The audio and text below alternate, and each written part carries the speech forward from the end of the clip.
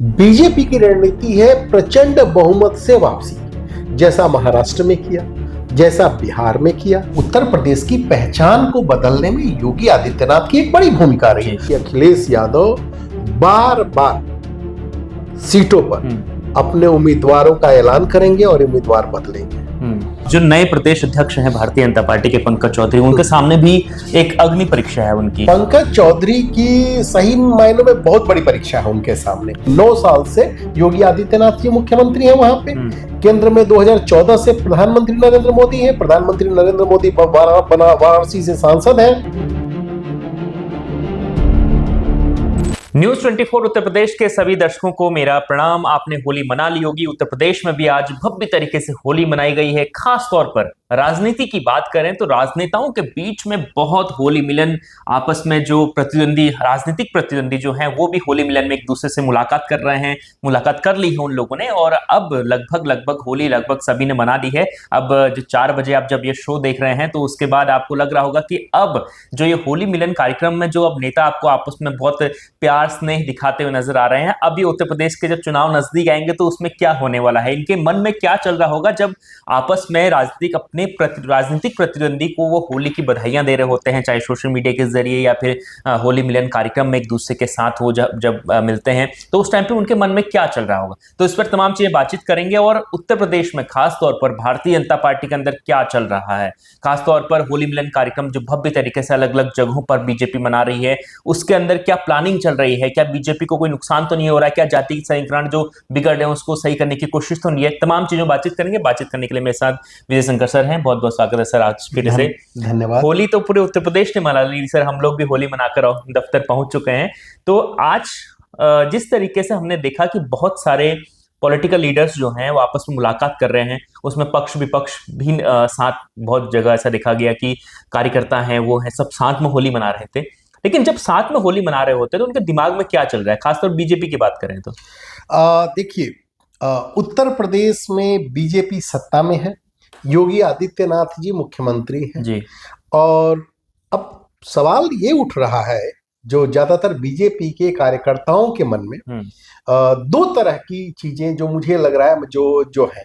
एक कि बीजेपी के सामने कोई प्रतिस्पर्धा नहीं है, विरोधी कहीं नहीं दिख रहे हैं, और दूसरी कि कहीं ऐसा तो नहीं कि भीतर खाने खेल हो जाए।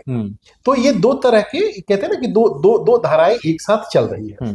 अब सवाल ये उठ रहा है कि बीजेपी के जो बड़े नेता हैं, जो कहते हैं ना नेता वही होता है स्मार्ट, जो दीवारों से पार देखता है, जो दूर दिखता है, जो आम कार्यकर्ताओं को नहीं दिखता है, वो जो बड़े नेताओं को दिखता है। तो बड़े नेताओं को क्या दिख रहा होगा? मुझे लग रहा है कि आज की तारीख में होली मिलन का जो कार्यक्रम होगा उसके बाद जो रणनीति पर भी मंथन चल रहा है, वहां 3-4 चीजें जरूर घूम रही होंगी। पहली चीज कि यूजीसी की वजह से कहीं सवर्ण वोट बैंक इधर उधर तो नहीं हो जाएगा जो बीजेपी का। दूसरा, शंकराचार्य विवाद जिस तरह से आगे बढ़ा उसमें कहीं बीजेपी को डेंट तो नहीं होगा। तीसरी चीज जो है, सामान्य वर्ग यानी सवर्ण जिसको कहें, उनकी नाराजगी का पार्टी को कहीं नुकसान तो नहीं होगा।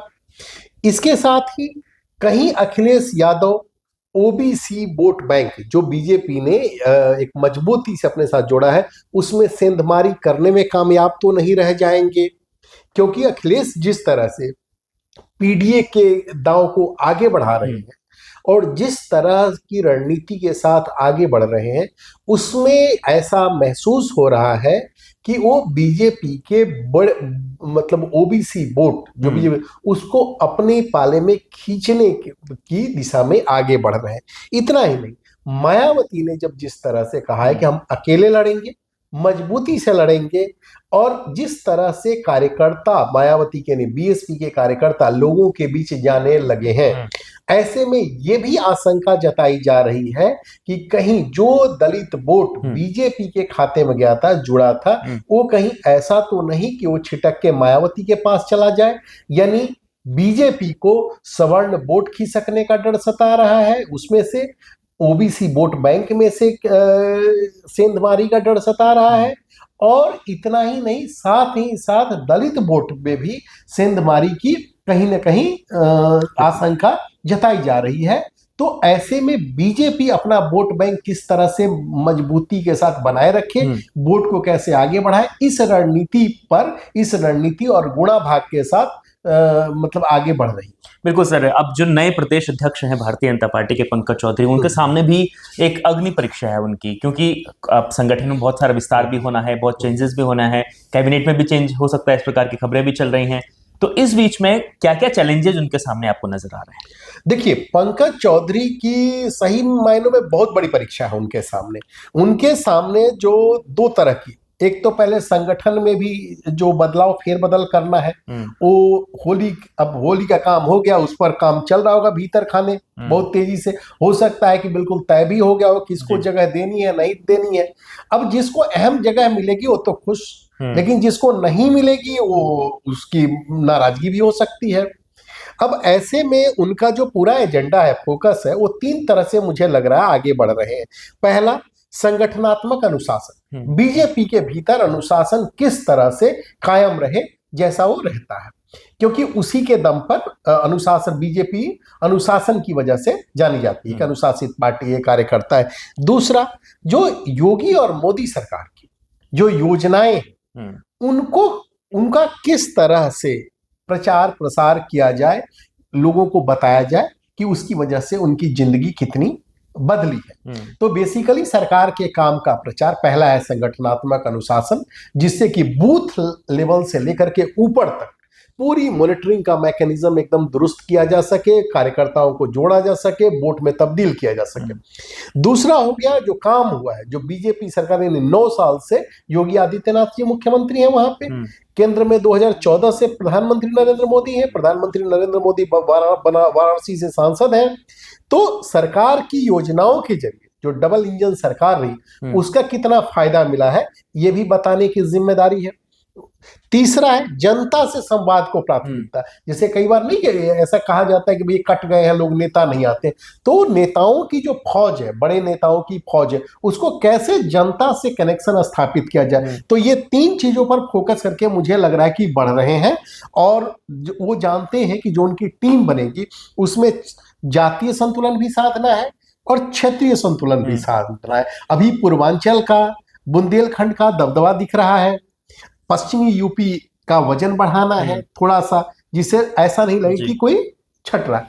तो इसके साथ ही जो नई टीम बन के आएगी उसके सामने अगर देखा जाए तो जो नई टीम के सामने काम क्या रहेगा, बूथ स्तर पर संगठन मजबूत करना, नए मतदाताओं तक पहुंच बनाना, सामाजिक समूहों के बीच संवाद बढ़ाना, सरकार की योजनाओं को जन जन तक पहुंचाना, चुनावी प्रबंधन को तकनीकी रूप से मजबूत करना, अंदरूनी समन्वय बनाए रखने की कोशिश। अब आप सोचिए कि ये जिम्मेदारी नई टीम पर होगी, तो उनके सामने पहले ये टीम सिलेक्शन हो जाए, टीम बन जाती है तो वो टीम जो सरकार का काम है उसको जनता के बीच पहुंचाए, तालमेल बना रहे। तो पंकज चौधरी की सही मामलों में परीक्षा है टीम बनाने से लेकर के अगले साल बेहतर रिजल्ट देने तक। जी। अब इन सब में मुख्यमंत्री योगी आदित्यनाथ की क्या भूमिका रहने वाली है, क्योंकि मुख्यमंत्री योगी आदित्यनाथ के सामने बड़ा चैलेंज ये है कि 10 साल का कार्यकाल जब वो पूरा करेंगे तो उसके बाद वो कैसे अपने आप को तीसरे कार्यकाल के लिए तैयार करते हैं। क्योंकि बीजेपी के हम अधिकांश अगर मुख्यमंत्रियों की बात करें, चाहे वो राजस्थान की बात करें या फिर हम लोग बात करेंगे मध्य प्रदेश की या फिर दूसरे प्रदेश में, बहुत जगह 2-2, 3-3, 4-4 बार सरकारें बीजेपी की रिपीट हुई हैं। तो अब योगी जिस तरीके से बहुत बड़ा चेहरा है, ऐसे में अगर तीसरी बार रिपीट नहीं कर पाते हैं, कितना दबाव उनके ऊपर रहेगा? देखिए, एक बात हमें क्लियर कट समझनी होगी कि बीजेपी के भीतर या उत्तर प्रदेश की राजनीति में, देश की राजनीति में योगी आदित्यनाथ का कद बहुत बड़ा हो गया और लगातार बड़ा हुआ है। जिस तरह से उन्होंने गवर्नेंस पर काम किया, यूपी की लॉ एंड ऑर्डर को ठीक किया, जिस तरह से उनके दौर में दंगे नहीं हुए, जो मतलब उत्तर प्रदेश की पहचान को बदलने में योगी आदित्यनाथ की एक बड़ी भूमिका रही। उनके विरोधी भी इस बात को इनकार नहीं करते कि लॉ एंड ऑर्डर के मुद्दे पर जिस तरह से काम हुआ है। आप रात में 10 बजे 9 बजे निकलते हुए यहाँ आप नोएडा से निकले और अगले दिन सुबह 9-10 बजे तक बलिया तक, गाजीपुर का जो आखिरी छोर है यहाँ से ताज एक्सप्रेसवे में जो आगरा तक जाती है, आगरा से फिर लखनऊ एक्सप्रेस, फिर पूर्वांचल एक्सप्रेसवे है, चले जाए और आपको शायद ही कहीं इस तरह से लूटपाट या इस तरह की कोई घटना नहीं मिलेगी जो एक कहते हैं ना ऑर्गेनाइज क्राइम टाइप नहीं है। कोई इंसिडेंट कहीं ऐसा कुछ हो जाए अलग मसला है। तो लॉ एंड ऑर्डर के मुद्दे पे लोग मानते हैं कि योगी आदित्यनाथ ने बहुत बढ़िया काम किया है। दूसरी जो सरकार की योजनाएं हैं वो भी बिना किसी भेदभाव के योग्यता के आधार पर, मैंने कि जो उसकी जो रखता हो कि जिसको मतलब मिलनी चाहिए, जो उसमें क्वालिफाई कर रहा है उसको मिल रही है, तो वहां भी भेदभाव का मसला नहीं है। तीसरी जो चीज है कि उनकी निजी छवि बहुत बेहतर है। आप चाहे जो भी कह लें, कहा जाता है कि एक वर्ग उनसे नहीं जुड़ना चाहता है, लेकिन ऐसा नहीं है। जब आप देखें अगर पूरे क्रोनोलॉजी को, या जिस तरह से उत्तर प्रदेश की जो राजनीति आगे बढ़ रही है उसमें हमको लगता है जिस तरह से जो वोटिंग पैटर्न है उससे लगता है कि भले ही मुस्लिम समुदाय के लोग भी ये कहते हो कि हम इधर वोट देंगे उधर वोट देंगे, लेकिन जो उनको हर महीने मुफ्त राशन मिल रहा है, घर मिला है, बिजली मिल, जो सरकारी योजनाएं मिली उनका फायदा मिला है, उसके आधार पर उस वोट में भी डिवीजन हुआ है, जिसे कहते हैं ना कि जेंडर वाइज बेसिकली। अब आज की तारीख में कास्ट इक्वेशंस के साथ साथ वोटिंग बिहेवियर के चेंज होने में दूसरे फैक्टर्स काम करें, जैसे जेंडर वाइज। अब महिला और पुरुष में वोट बट गया है। महिलाएं स्वतंत्र होकर अपने वोट का इस्तेमाल करें, ज्यादातर पुरुष अपने तरीके से कर, यूथ अपने तरीके से डिसाइड कर रहा है, गरीब अमीर अपने तरीके से देख रहा है, गरीब अपने तरीके से देख रहा है। तो एक लार्जर कंस्टिट्यूएंसी, जब कहते हैं ना कि 80-20 जब बात होती है, तो 80% जो गरीब है वो देखता है कि सरकार के होने से हमको फायदा है या नुकसान है, तो इस आधार पर वोट करता है। तो योगी आदित्यनाथ या बीजेपी को लग रहा है कि उनकी सरकार की जो योजनाएं हैं वो गरीबों के हित में है, काम कर रही हैं, महिलाओं के हित में है, ऐसे में वोट उन्हीं के पाले में आएगा। दूसरी ओर जब कास्ट इक्वेशंस को देखते हैं तो वहां लग रहा है कि समीकरण बदल रहा है।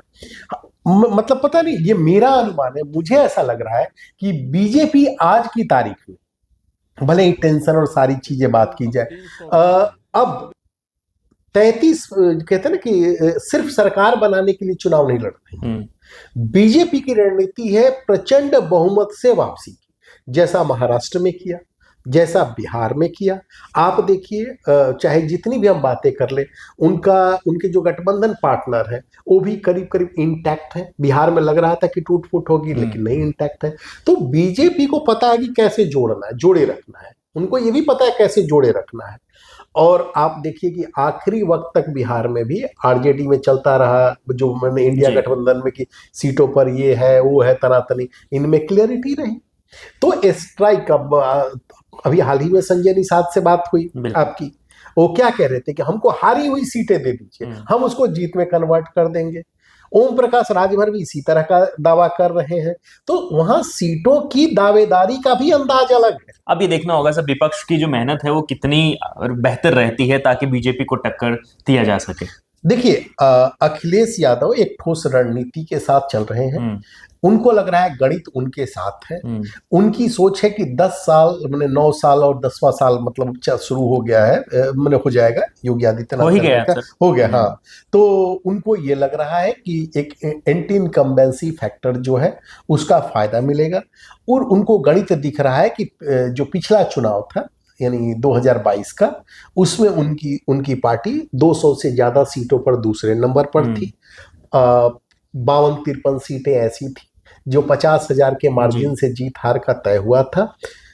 उनको लग रहा है कि जो 2024 में लोकसभा चुनाव हुए, जिस तरह का माहौल बना उसी तरह का माहौल अभी भी है और वो और मजबूत हुए हैं। और जब मेरी समाजवादी पार्टी के कुछ नेताओं से बात हो रही थी तो उन्होंने नाम न बताने की, मैंने बिल्कुल जो भीतर खाने, जब मैंने पूछा कि आप लोग की स्ट्रेटेजी क्या है, तो उन्होंने बड़ा ही हंसते हुए कहा कि हम लोगों ने बीजेपी से बहुत कुछ सीखा है। ये तो कई बार अखिलेश यादव खुद कहते हैं। हाँ, नहीं, तो उन्होंने कहा कि हमने बीजेपी से बहुत कुछ सीखा। हमने कहा, पूछा कि क्या सीखा है, तो उनका कहना था कि हमने ये सीखा है कि 24/7 कैसे एक्टिव रहना है। हमने कहा कि और क्या सीखा है? उन्होंने कहा कि चुनाव में सिर्फ और सिर्फ जिताऊ उम्मीदवार को टिकट देना है। मैंने पूछा ये आप कैसे तय करेंगे कि कौन जिताऊ है कौन जिताऊ नहीं है? तो उनका कहना था कि जैसे बीजेपी सर्वे कराती है हर सीट का, हम लोग भी उसी रणनीति पर चल रहे हैं। तो कहने का मतलब ये है कि समाजवादी पार्टी बीजेपी की काट उसी की रणनीति के तहत खोज रही कि बीजेपी को हराने के लिए वही फॉर्मूले अपनाए जाए जो लोहा लोही में काट सकता वाला। जो लोहा बिल्कुल। और इसी कड़ी में ये एक उनका असेसमेंट है, जी। ये असेसमेंट है कि समाजवादी पार्टी का कि अगर अभी से अखिलेश यादव मार्च में निकलने वाले यात्रा पर पूरे अगर उत्तर प्रदेश की यात्रा कर देंगे तो हमें मूड मिजाज समझने, लोगों के बीच जाने, अपना संदेश देने, अपनी स्ट्रेटजी को धार देने में मदद मिलेगी। दूसरी, अगर आप ये भी देखा जा रहा है कि अगर बीएसपी मजबूती से लड़ती है तो उसमें बीएसपी की मजबूती में किसका फायदा ज्यादा है।